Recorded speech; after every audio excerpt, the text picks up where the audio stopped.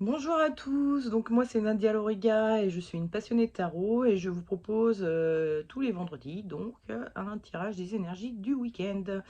Donc tirage qu'on va commencer tout de suite, et c'est le tirage du 26 et 27 mars 2022. Donc on va commencer d'abord évidemment par les cartes du Dixit, j'en ai tiré 3. Donc je vous rappelle un peu le principe, je vous les montre d'abord, ensuite je vous les expliquerai. Vous choisissez celle qui vous semble la plus correspondante à ce que vous vivez actuellement, ou celle qui vous parle le plus, qui vous attire le plus. Enfin bon bref, vous voyez, vous choisissez celle que vous voulez. Et ensuite, une fois que vous aurez choisi votre carte, vous pourrez vous reporter au tirage des énergies de votre week-end que je fais avec le tarot et les runes, qui correspondra à la carte que vous avez choisie. Passons maintenant aux explications, parce qu'il y a des gens qui préfèrent choisir sur le visuel, on m'avait fait la réflexion, et puis il y en a d'autres qui préfèrent choisir sur l'explication que je vais en donner. Donc, explicazione. Nous avons ici un hibou, je dirais, ou une chouette, un hibou plutôt. Comment fait-on la différence entre un hibou et une chouette? Faudrait que j'aille regarder, je ne sais pas. Bref, un rapace nocturne qui donc est en train de voler dans la nuit, on voit la lune, bon voilà, tout va bien. Et puis pouf, arrive un coucou. Alors pas le vrai oiseau, le coucou, je ne saurais même pas te dire trop à quoi ressemble le coucou, mais l'horloge coucou en fait, qui annonce l'heure. Et il est en train il sort de sa petite cage là, en faisant le son caractéristique. Bon, c'est souvent un peu surprenant, en fait. C'est ça qui est en train de se passer. Le hibou s'attendait pas du tout à ça. Il est complètement surpris. Il en perd des petites plumes, là, vous voyez. Tellement ça l'a surpris. Donc, il n'y a pas forcément de notion négative. Hein. C'est pas forcément une mauvaise surprise. Hein. C'est juste une surprise, tout court, voilà, qui peut être plus ou moins bonne, plus ou moins mauvaise, rien de bien méchant en tout cas, mais quelque chose de surtout inattendu, totalement inattendu, quoi. Voilà, et du coup, on est un peu en mode what, qu'est-ce qui se passe mais c'est tout, quoi. Alors, ensuite, la seconde carte, donc là, il y a un côté un tout petit peu plus dramatique pour le coup. Nous avons donc ces personnages qui sont en fait des tours avec des visages. Et ils ont autour d'eux une mer déchaînée qui est en train de s'abattre sur eux, à un point où ça craque leurs vitraux, ou leurs vitres en tout cas. Donc ils sont en train d'affronter une tempête, quoi. Hein. Donc il y a vraiment, si vous êtes en ce moment dans quelque chose qui est un peu vous met à plat, quoi. Enfin, en tout cas, essaye de vous mettre à plat, ou pourrait vous mettre à plat. Enfin, c'est-à-dire quelque chose, voilà. Vous n'êtes pas encore à plat, hein, effectivement, parce que vous êtes face à la tempête et vous l'affrontez. Ça va. Vous tenez le coup. Vous perdez des petites bricoles au passage, mais enfin rien de encore de, voilà, c'est pas la structure entière qui part en morceaux. Mais voilà, c'est un peu dur en ce moment, donc voilà, si c'est votre cas, vous reporterez au tirage des énergies du week-end qui sera associé à cette carte. Et enfin, la troisième carte, où nous voyons un cheval girafe, ou un cheval dalmatien, je ne sais pas.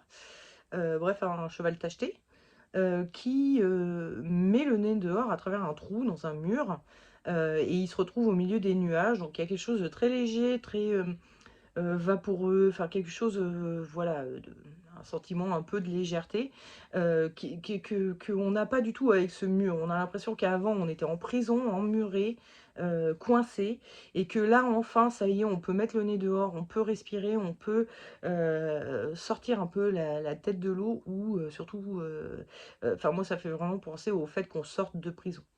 Donc, si vous êtes comme moi et que vous voyez le beau temps, que les passes sanitaires sont plus obligatoires, etc., ça donne fortement envie d'aller, je sais pas, boire un verre en terrasse, se faire un bon petit resto, faire un barbecue avec les copains ce week-end. Enfin, il y a vraiment quelque chose où ça donne envie de sortir et de mettre le nez dehors et de profiter du soleil, etc. Chose que, sentiment qu'on n'avait peut-être pas trop encore quand on était encore soumis à des passes sanitaires ou vaccinaux.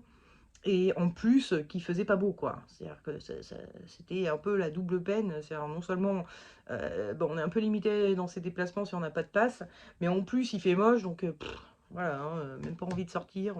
Donc c'est peut-être une prison, une auto-prison, hein, de laquelle vous sortez, euh, ou une prison tout court, parce que voilà, vous pouviez pas, si votre rêve c'est d'aller boire un verre en terrasse, bon, c'est sûr que si vous n'aviez pas de vaccin, vous ne pouviez pas le faire ces derniers temps.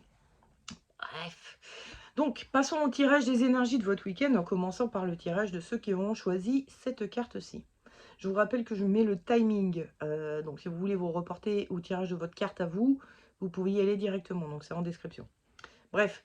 Donc, pour ceux qui auront choisi cette carte-ci, le tirage des énergies de votre week-end, c'est... l'énergie de votre week-end, c'est l'empereur. Alors l'empereur, si on se met un peu à sa place, donc, il est assis debout, hein, il a une jambe tendue, là, et puis l'autre qui est replié sur sa jambe, mais qui est posé sur rien. Il n'y a pas de mur derrière lui, il n'a pas le pied posé sur le sol, bref, il faut qu'il tienne sa jambe comme ça. Qui plus est, il tient un sceptre dont le poids est tout en haut, donc ça veut dire que le centre de gravité est super mal placé pour le tenir comme ça en fait, hein. C'est pas très confortable, ça veut dire qu'il va falloir avoir une poigne d'enfer pour pouvoir bien le tenir droit et qu'il n'ait pas tendance à tomber dans tous les sens. Donc ça veut dire que si extérieurement, là, quand on regarde la carte comme ça, il est tout beau gosse, il est présentable, il fait chef, etc. Mais intérieurement, ça veut dire qu'au niveau du vécu intérieur, il y a quand même quelque chose qui est un peu plus branlant. Et il tient sa position pour avoir l'air bien, donc que tout va bien, c'est bon, je maîtrise, tout va bien. Donc ça me fait vraiment penser au fait que euh, vous essayez de ne pas montrer à quel point vous a déstabilisé cette surprise. Ce truc inopiné qui est arrivé, ça vous a déstabilisé, déconcerté, et vous faites genre, ouais, non, mais c'est bon, ça va, oui, oh, oui, d'accord, bon, c'est la vie. Enfin voilà, vous faites genre, comme si vous y attendiez, ou comme si ça vous faisait rien, mais alors qu'en fait, intérieurement, si, à fond quand même, ça remue un peu. Le conseil que vous donne le tarot, c'est la justice. Le déconseil, c'est la papesse.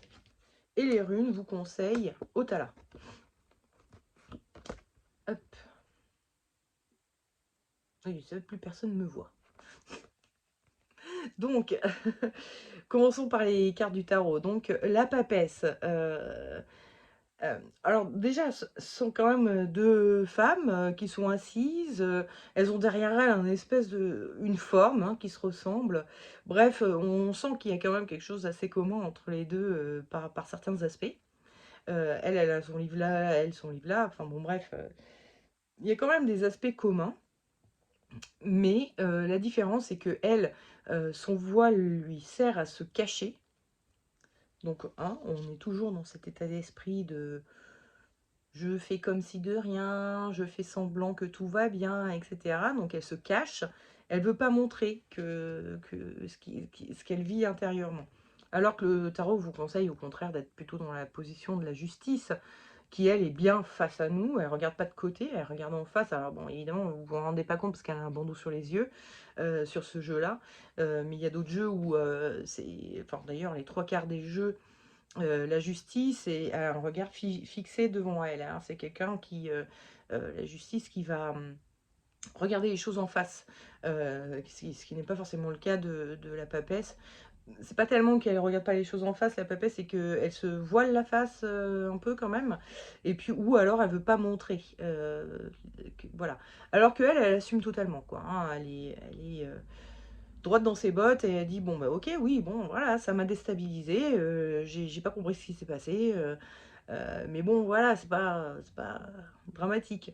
Donc je pense qu'il y a un peu une notion de vous voulez pas paraître faible aux yeux des autres, et du coup c'est pour ça que vous faites comme si tout allait bien, mais bon, le tarot est en train de vous dire c'est peut-être pas la meilleure façon d'aborder les choses, comment dire? En mettant des mouchoirs sur les choses qui vous arrivent, vous avez en fait, c'est le meilleur moyen pour que ça vous repète à la gueule dans quelques semaines, quelques mois, enfin, on ne sait pas, quoi. Donc c'est mieux de les affronter direct en face, tout de suite maintenant, quoi. Et Otala, alors Otala, c'est elle, ouh là, où est ah bah, parce que je suis pas, ma vidéo est inversée, vous comprenez? Donc je sais pas où je suis. Bref, Otala, c'est ça, hein. Donc bon, Otala, logiquement, veut dire, famille. Ça peut vouloir dire richesse aussi, mais dans le sens, héritage, donc c'est toujours en lien avec la famille, un peu le clan,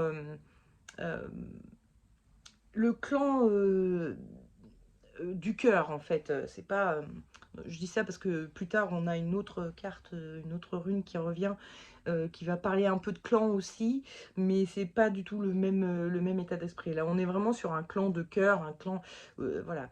Et la famille, et au Tala et l'héritage, enfin, etc., etc., ça va nous faire penser à nos racines, en fait. Et donc, c'est une carte, enfin une rune, pardon, qui vient vous dire, soyez bien enracinés, bien ancrés, bien terre à terre, en fait. Essayez pas de, enfin, soyez bien terre à terre parce qu'en fait, c'est ça qui va vous aider à affronter les choses. C'est pareil, hein, la papesse, c'est quelqu'un de très, on le voit même rien que par son chapeau, hein, qui va en pointe vers le haut, alors qu'elle, c'est tout écrasé comme ça. Il y a beaucoup de mental, certes, mais ça reste quand même bien terre à terre. On est bien dans la vraie vie de tous les jours, hein. On n'est pas sur des trucs un peu New Age, ou, etc. Donc les runes sont en train de vous conseiller d'être bien terre à terre, bien ancré. Comme ça, vous ferez face. Et puis, et puis ça vous dit aussi un peu, arrêtez de faire semblant, arrêtez de faire des faux semblants, soyez clair et net, et voilà. Donc bon, hein, c'est une petite surprise qui risque de vous déstabiliser un peu. Essayez pas trop de cacher à quel point ça vous déstabilise, parce que ça vous dessert finalement. Pourquoi? Ça, je ne le sais pas, hein, je ne saurais pas vous le dire. J'ai pas posé la question. Il aurait fallu que je la pose, mais c'est pas le cas. Donc voilà, soyez, comment dire, affrontez ça, quoi, voilà, juste ça, faites face, assumez plutôt que affronter. C'est assumer ça, l'effet que vous font les choses qui vous arrivent, quoi. Voilà, passons maintenant au tirage de ceux qui auront choisi cette carte. Alors vous, vous affrontez vraiment la tempête. Ça n'a pas l'air d'être cool en ce moment.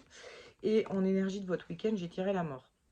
Donc c'est pareil, hein, quand on se met à la place du personnage de la mort, on est dans quelque chose où faut travailler, faut y aller, faut être endurant, faut résister, résister, résister. C'est vraiment ce que suggérait déjà cette carte, que vous faites face, vous affrontez, vous êtes en train de vous en prendre plein la gueule, entre guillemets, mais vous faites face, vous affrontez, et la mort renforce en disant ouais, je suis endurant. Hein. On voit que elle lâchera pas l'affaire, cette mort, hein. Elle s'est même amaigrie tellement elle bosse, etc. Parce que tant qu'elle n'aura pas fini de travailler son champ, elle lâchera pas l'affaire, quoi. Il y a du taf, il faut le faire, et donc je vais le faire à fond. Il y a des notions de... ça prend du temps, avec la mort, ça prend du temps, et donc ben, il faut tenir le coup jusqu'à ce que ça se termine, jusqu'à ce qu'on soit vraiment à la mort de la chose, c'est-à-dire à la fin de l'événement, quoi. Donc voilà, ce week-end, vous êtes en mode, bon, je tiens le coup, je résiste, etc., etc. Le conseil que vous donne le tarot, c'est le jugement. Ce qui vous déconseille, c'est le mat. Et les runes, Wunjo, on en parle après. Alors, commençons par le tirage du tarot. Le déconseil, c'est le mat. Le mat, c'est un personnage qui n'écoute personne, ne regarde personne, ne s'intéresse à personne. Bref, il fait un peu cavalier seul. Il part, il affronte les choses, hein, on est, voilà, bon, ok. Il affronte les choses. D'ailleurs, on voit, bon, sauf que là, les deux personnages ne vont pas dans la même direction, mais Ils sont un peu dans des positions assez similaires, quasiment, à part un bras qui change, quoi, mais voilà. Donc il y a vraiment cette notion, bon bah voilà, j'y vais, je fonce, machin et tout, mais ils foncent sans écouter, regarder personne d'autre. Alors que dans le jugement, on voit qu'il y a une famille ici et que les personnages se regardent les uns les autres, etc. Ou prient pour celui qui va pas bien, il est un peu tout bleu, hein, ça n'a pas l'air d'aller bien. Donc ils sont en train de prier pour donc, le personnage qui est tout bleu. Et puis on a aussi ce personnage-là qui est un ange, qui pourra en avoir rien à faire de ceux d'en bas, mais il a quand même son attention. Bref, le tarot est en train de vous dire, essayez pas de faire cavalier seul, vous n'êtes pas tout seul dans la tempête, hein, on voit là, vous n'êtes pas tout seul dans la tempête, et c'est par le le le soutien mutuel que vous allez aussi, mieux résister, quoi. C'est-à-dire, 2 bâtiments valent mieux qu'un, hein, pour résister à la tempête. Si vous étiez tout seul dans la tempête, peut-être que vous briseriez plus facilement, qu'en étant avec d'autres gens. Donc voilà, hein, faites pas cavalier seul, essayez pas de vous sortir de cette situation tout seul, parce que vous n'êtes pas tout seul dans cette situation, et que du coup, bah, plus vous soutenez les uns les autres, mieux vous vous en sortirez les uns les autres. De toute façon, dans les épreuves, hein, c'est assez connu, ce qui quand on pose la question à des gens qui ont vécu des épreuves, ce qui les a aidés à s'en sortir, le fait d'être entouré, soutenu, ça fait partie des premières choses qu'ils disent. C'est-à-dire après enfin, il y a plein d'autres choses, hein. On peut parler d'avoir vu un psy, enfin, ça peut être tout et n'importe quoi, d'aller faire du sport, ou de vous passionner pour quelque chose, ou je ne sais quoi. Mais le truc que à peu près tout le monde va dire, quasiment à 100 %, c'est bah, j'étais soutenu, j'étais pas tout seul. Donc bah, forcément, je m'en suis mieux sorti que si j'avais été tout seul, quoi. Donc voilà. Et alors, passons à Wunjo, hein, où alors Wunjo, je vous la montre, ça ressemble à un P, donc à la lettre P, et ça ressemble aussi donc à un étendard. Et alors c'est pour ça que je vous parlais tout à l'heure que cette carte-ci parle aussi du clan, mais du clan sous une bannière en fait. Donc vous avez des projets en commun, vous avez des objectifs communs ou une problématique commune et vous battez pour résoudre ça. Bref, il y a vraiment la notion, autant là on était vraiment sur le côté, bon, je compte sur ma famille pour m'aider, pour, voilà, c'est... Enfin, c'était pas ce que disait Otala dans le dernier tirage, mais on est vraiment sur une notion de famille ici. Là, on est sur une notion de, de plus de famille d'âmes, on va dire. Donc, pour ceux qui ne connaissent pas, les familles d'âmes, c'est un peu des familles qui vont... Enfin, on appelle ça comme ça, des familles d'âmes. C'est-à-dire, une famille d'âmes va réunir tous les gens qui ont des objectifs communs et qui se seraient donnés pour mission, entre guillemets, en venant sur Terre. Donc, comme si on choisissait sa mission avant de venir sur Terre. En tout cas une mission principale, qui peut être un peu tout et n'importe quoi. Je sais pas moi, si vous êtes informaticien, votre mission c'est de faire avancer la technologie, faire en sorte que voilà, je sais pas.